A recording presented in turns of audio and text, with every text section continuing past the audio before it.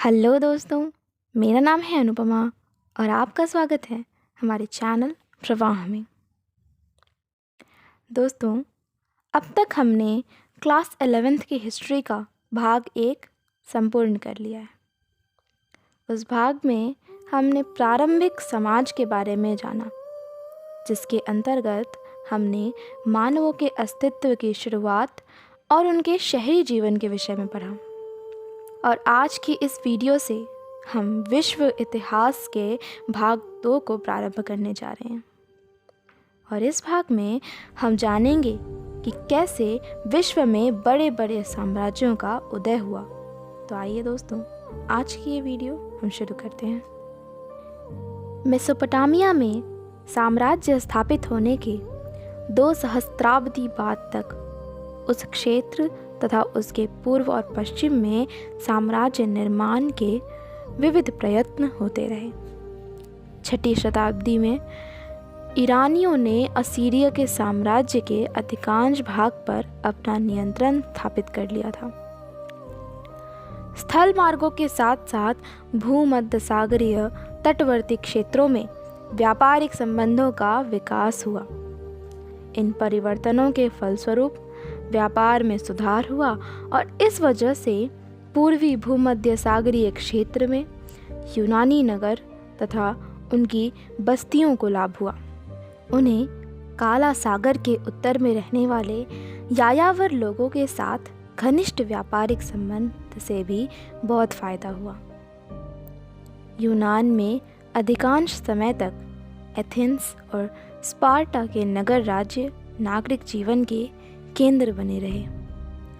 4th शताब्दी ईस्वी के उत्तरार्ध में यूनानी राज्यों में मैसिडोन राज्य के राजा सिकंदर ने कई सैन्य अभियान किए और उत्तरी अफ्रीका, पश्चिमी एशिया व ईरान तथा भारत में व्यास तक के क्षेत्र को जीत लिया। सिकंदर के नियंत्रण में इस पूरे क्षेत्र में यूनानियों और स्थानीय लोगों में आदर्शों और सांस्कृतिक परंपराओं का आदान प्रदान हो रहा था। पूरे क्षेत्र का यूनानीकरण हो गया। यूनानी भाषा इस क्षेत्र की एक जानी पहचानी भाषा बन गई। लेकिन सिकंदर के साम्राज्य की यह राजनीतिक एकता उसकी मृत्यु के तुरंत बाद विघटित हो गई।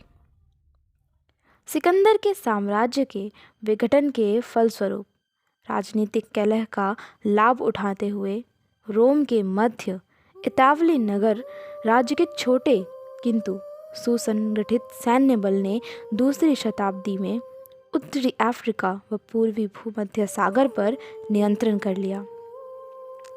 उस समय रोम एक गणतंत्र था।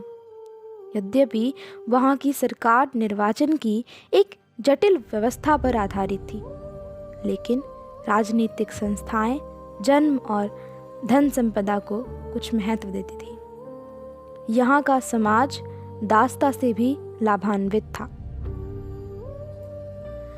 प्रथम शती ईस्वी के मध्य उच्च कुल में जन्मे सैन्य नायक जूलियस सीजर के अधीन रोम साम्राज्य वर्तमान ब्रिटेन और जर्मनी तक फैल गया।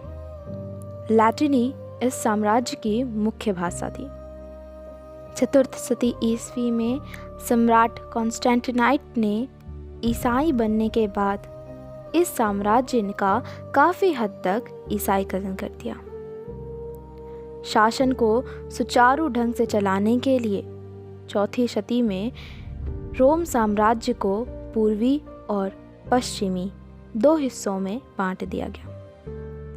लेकिन पश्चिम में सीमावर्ती क्षेत्रों की जनजातियों तथा रोम के बीच स्थित व्यवसाय और व्यवस्थाएं बिगड़ने लगी। ये मतभेद बढ़ते गए और साम्राज्य के आंतरिक मतभेदों से जुड़ गए। 5वीं शती ईस्वी आते आते पश्चिम का यह साम्राज्य नष्ट हो गया। पूर्व के साम्राज्य की सीमा के अंतर्गत ही जनजातियों ने अपने अपने राज्य स्थापित कर लिए।